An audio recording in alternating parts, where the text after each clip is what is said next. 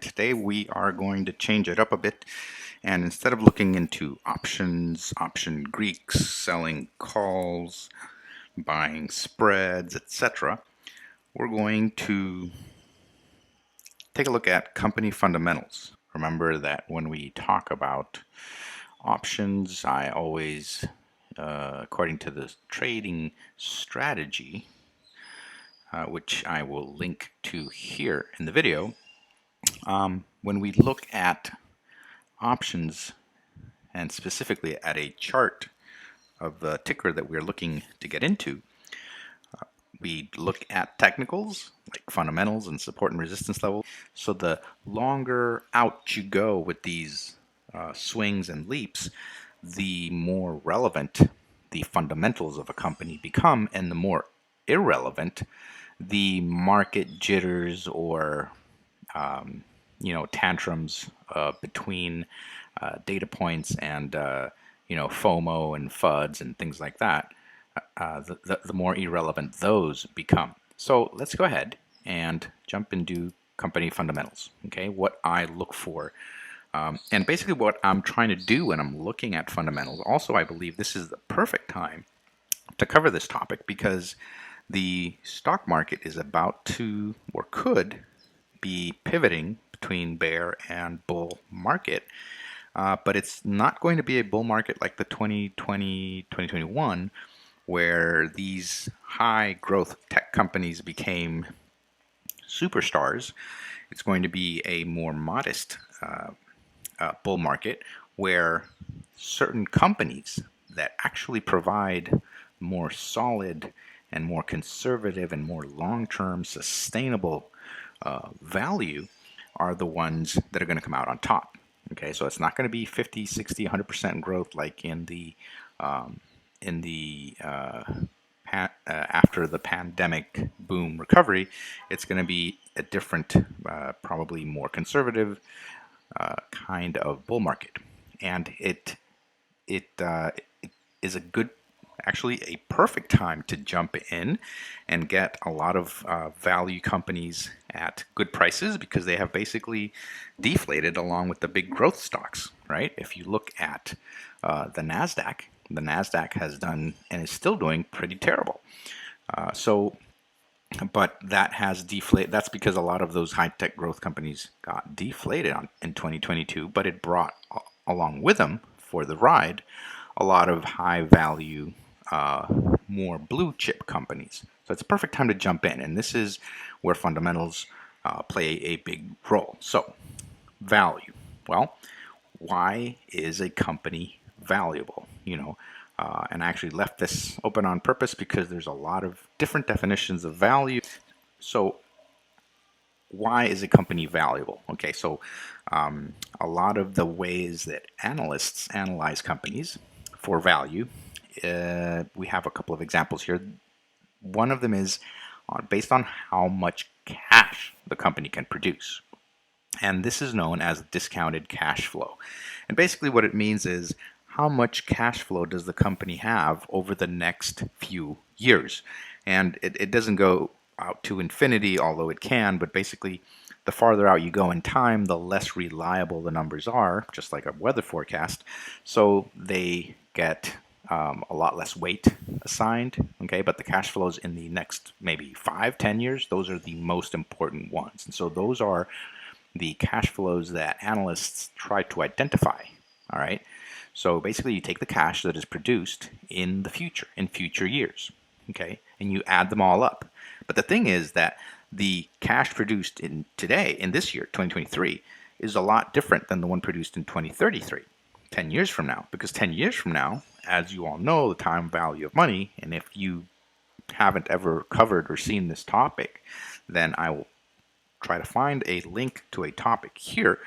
But basically, $1 today is a lot more valuable than $1 tomorrow, okay? And that's related to the fact that, well, you can actually prove this to yourself if you go back in time, and when your parents were kids, Coca-Cola probably cost them about 25 cents.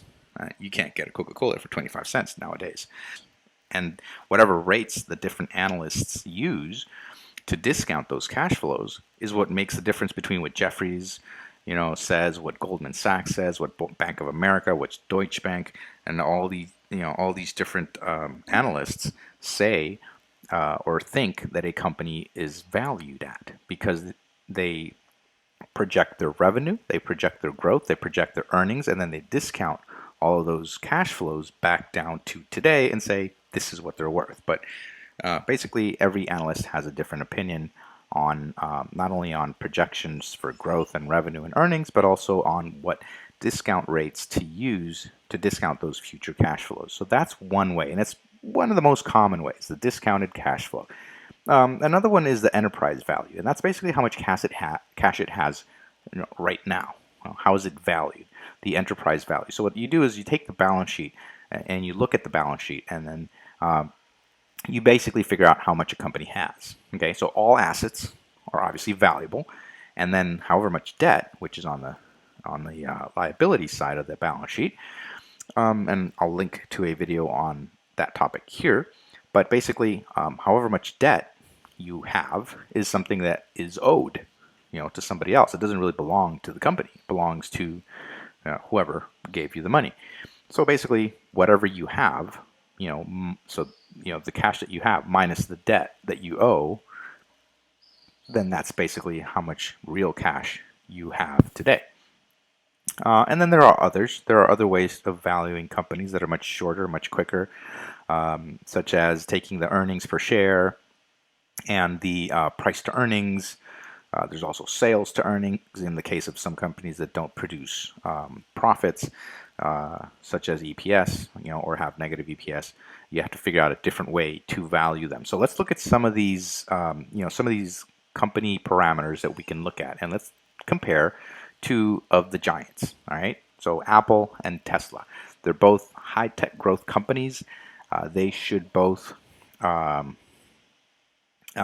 a lot of similarities, but they also have a lot of difference. Here we're looking at Apple and Tesla, and you can get these, these data points from, I believe I got them from Yahoo Finance, but they're on basically every finance site available. Sales and revenue. So let's compare the two. Apple, we're talking 394 billion, whereas Tesla is 74 billion. So that's about 5 times bigger, revenue, money coming in.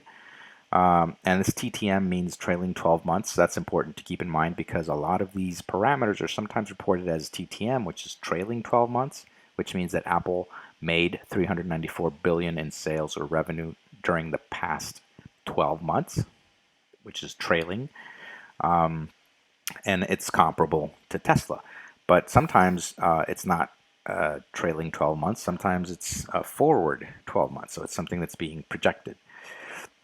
All right, so we can get a better idea for the difference in size of revenue. EPS, so earnings per share.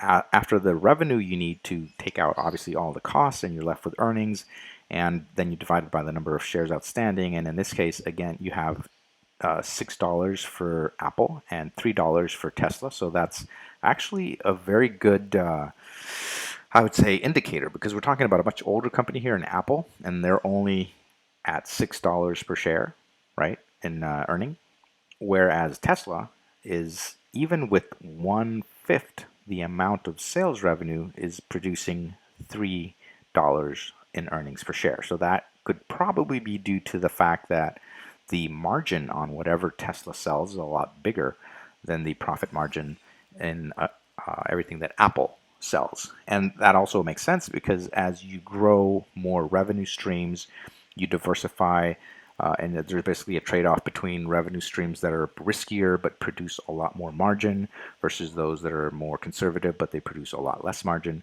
So your margin might eventually actually drop as you get bigger.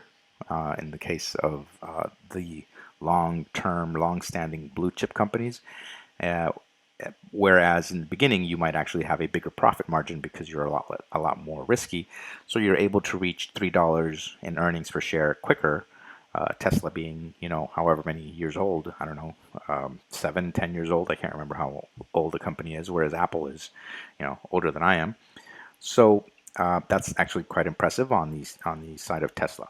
Then obviously this is a big difference. A older company with a more solid, conservative, and stable revenue stream will be able to produce or pay a dividend, whereas Tesla, or a high growth company that has to burn through a lot of cash and invest in research and development and production and facilities, and they don't have, they might be collecting a lot of money, like in the case of Tesla for sure, but that doesn't mean that they get to keep a lot of it. They actually reinvest it right back into the business, so there's no money left over for shareholders.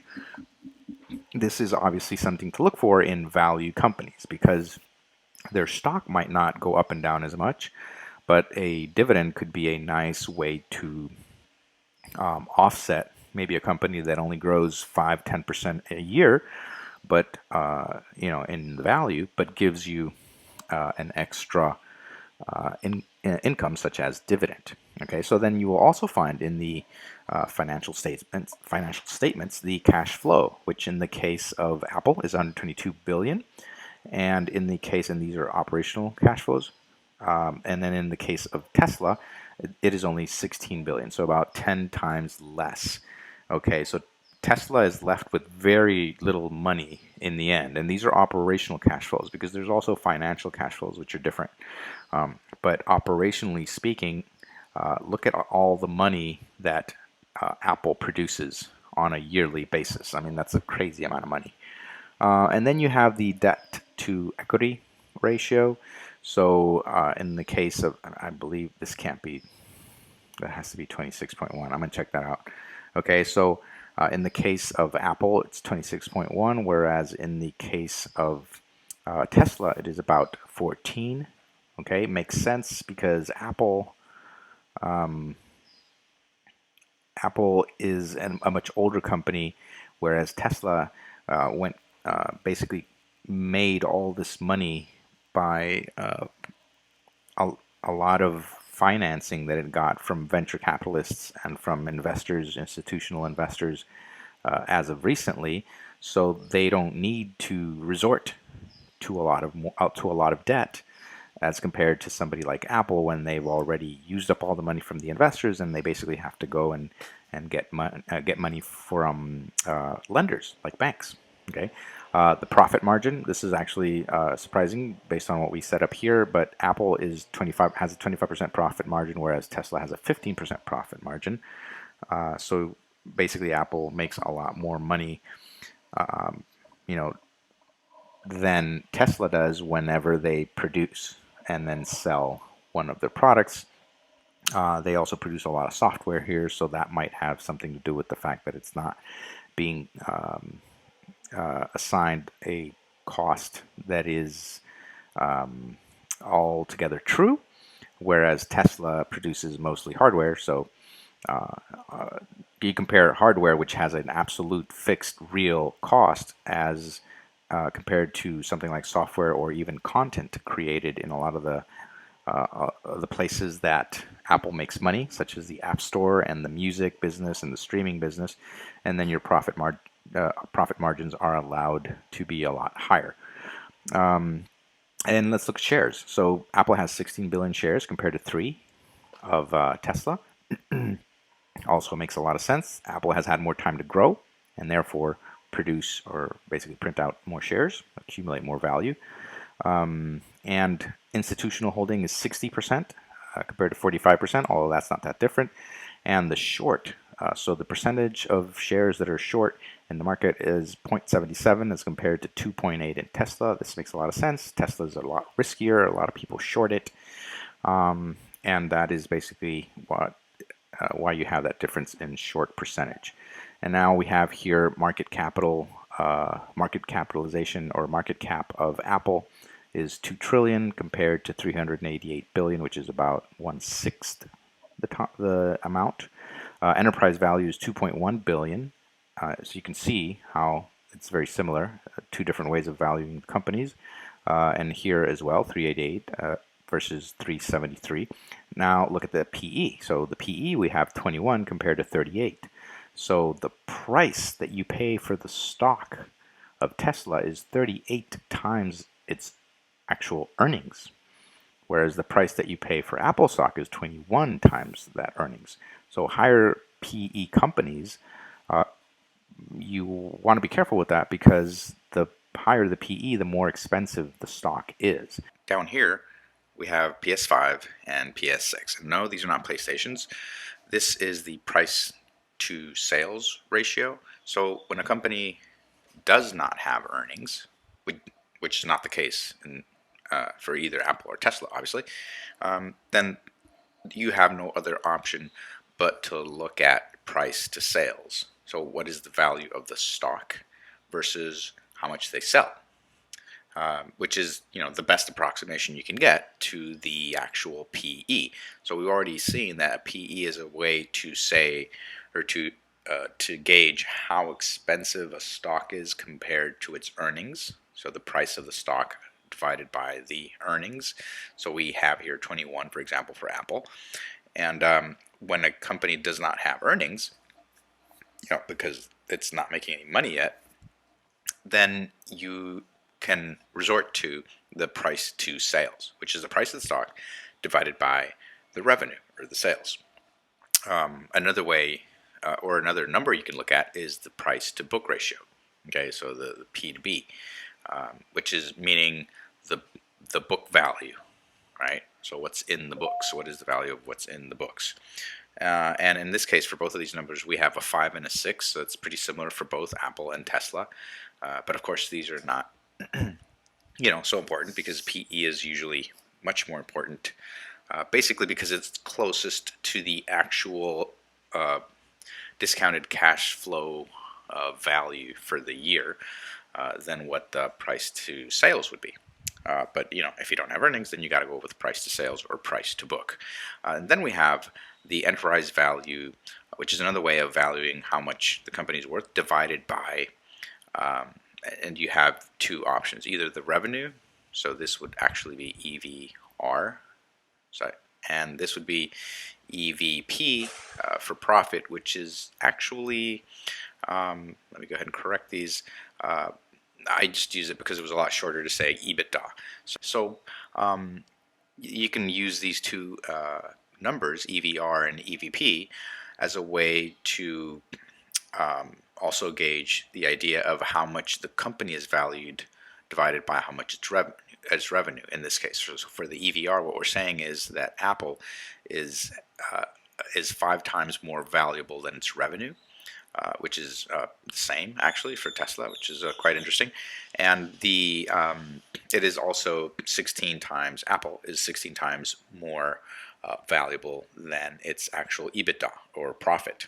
Okay, so those are also measures that you can use, and like I said, you can find these on Yahoo Finance. I've got some charts over here, and we're going to jump over real quick to Yahoo Finance. Okay, so that's basically what all of those values are. You can also look at analyst recommendations, like I mentioned. Sorry, I just realized I skipped that. Another thing that you can look at is the number of analysts covering these companies. When a company is new, then they won't necessarily have a lot of analysts. They probably won't even have any analysts. Okay, so like I said, another thing that you can look at are the recommendation trends, which is very, very common. Originally, they only gave you like what is the current actual, at this moment recommendation. Is it a buy? Is it a hold? Is it a sell? And then now you can actually track it, how it has evolved over the past few years or the past few months. So in this case, we're looking at how many analyst recommendations for strong buy over the past 4 months, how many for buy, how many for hold, etc., etc. And sometimes they'll just, they'll give you the wording, buy, sell, hold. Sometimes they'll give you a number. That's not really material. But more importantly, they will give you an analyst price target. Now, this is important. Analyst price targets, in this case, which is, let me see, it says average is 174. It means that actually the current is 129. So that is the current analyst price target. That is whatever the analyst is actually forecasting for the next 12 months. Okay, the analyst, if this were only one analyst, and it isn't, it's actually 41 according to this number up here, but if this were actually um, one analyst, and you can go in and dig in and look at the individual analyst recommendations and targets. So let's say Morgan Stanley covers this. So Morgan Stanley is saying that the current price target that it has is 129, which is attainable in the next 12 months. Okay, in this case, this is obviously Apple. It's not going to be. Sorry, actually, I don't know if this is Apple. I didn't cut out the. Yeah, it is Apple according to my slide. So this is what they are saying that Apple is going to be worth over the next 12 months, 129. And in this case, they have an average because it's actually an average out of the 41 analysts that gave price targets. Okay. In the case of Tesla, the current price target for Tesla is 113, whereas the average of all analysts is actually 226. And then upgrades and downgrades. You can go in and look at the different. In this case, it was Wedbush. In this case, it's Mizuho, and they have all the different analysts are going to have not just recommendations and price targets, but they're also going to say based on that, well, I'm upgrading this company or I'm downgrading it. If they see it, start to taper off and then start looking kind of bearish, then they'll go ahead and downgrade it, or obviously the other way around, they'll go ahead and upgrade it. Okay, so those are important, and there's a couple other things that you can look at and we'll jump into this right now. Some of them, one of the ones that I like is historical misses.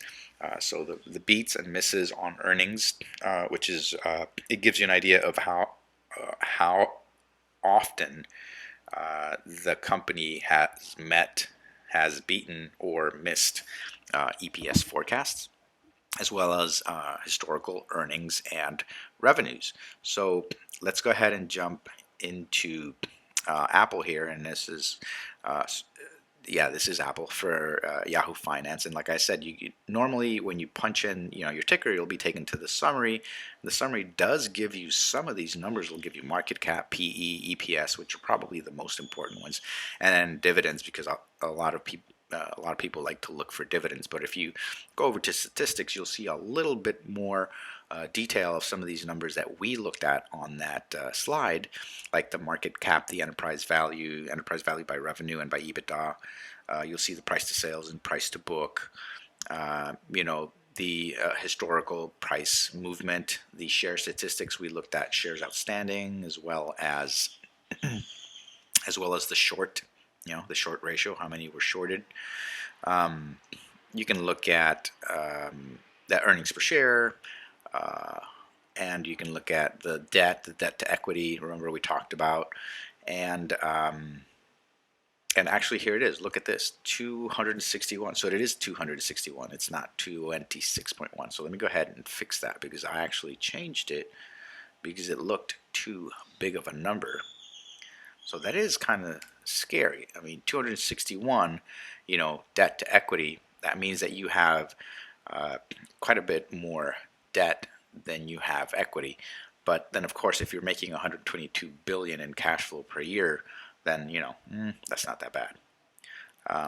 And debt is actually a good thing up to a certain point. And you can look at a lot of other statistics here. Here's the historical data I was mentioning. You can go ahead and look at this is historical data for the actual stock price. I think it's in financials.